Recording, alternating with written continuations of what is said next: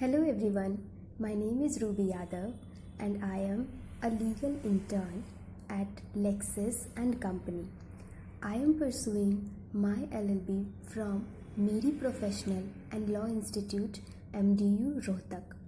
I am glad to get this opportunity to introduce myself and discuss my topic with all of you. And today my topic name is hacking, which is under the cyber law. The sole purpose of my topic is to give you a brief knowledge about what is hacking under the cyber law and what are its provisions under the IPC, as well as what are the essential elements of a hacking, and I will also discuss some of the case laws. Hacking is an attempt to exploit a computer system or a private network inside a computer. Simply put it in the unauthorized access to or control over computer network, secure system for some illicit purpose, that means for some the illegal purpose. Now hacking in simple terms means an illegal intrusions into a computer system and or networks. So every act committed towards breaking into a computer or network is hacking. Hacking is associated with the act of obtaining unauthorized access to program or data held on the computer system and computer networks, or modification, deletion, destruction of any computer program or attempt to do such unauthorized access. Therefore, hacking is a prohibited conduct which is prohibited by state through criminal law, that is the Information Technology Act and the Indian Penal Code. And state also provides punishments under the criminal law for the hacking. Under the IPC, the provisions which describes the hacking, that is the criminal trespass, which is mentioned under the section 441 of the IPC.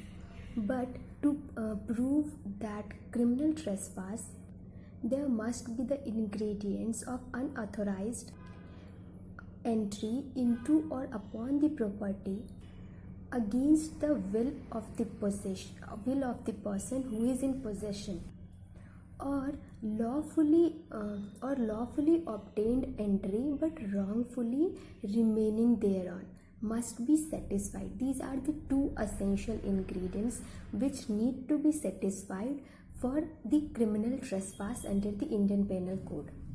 Now there are certain essential elements for hacking too.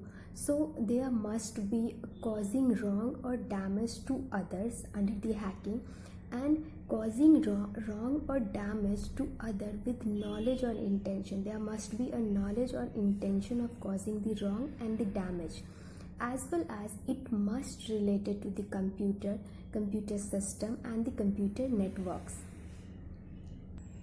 and the results of which must destroy, delete, alter, diminish the value or utility of the information which affect injuriously. Now there is a case of the ATM hacking. So in the case, the complainant was a one private firm which complained that the money had been withdrawn on 30th July by using a password which was hacked by accused. On 10th August 2004, the New Delhi police arrested 27 years old hacker Mr. Rajesh Malhotra, and he was charged for hacking on ATM machine in Mayur Vihar and for withdrawing rupees 3 lakh. So police also seized from the accused the same amount, but he was released on bail thereafter. It was the case of the ATM hacking. Now there is another case, that is the online trade hacking, in which a Ghaziabad based online trader's password was stolen by a hacker, which was related to share and caused loss of about 5 lakh. So the hacker were getting account information of those traders and using the same they bought share at very high prices, but they were then selling it at very low prices, which were causing huge financial losses to the company. So this was about the hacking, and in India there are laws on the hacking. So under section 43 and the section 66 of the IT Information Technology Act covers the civil and the criminal offenses of data theft or hacking or the hacking. So this was all about the hacking. I hope that it must give you some of the information about the hacking under the cyber law. So this is all about my topic. That's it for the day. Thank you so much, all of you.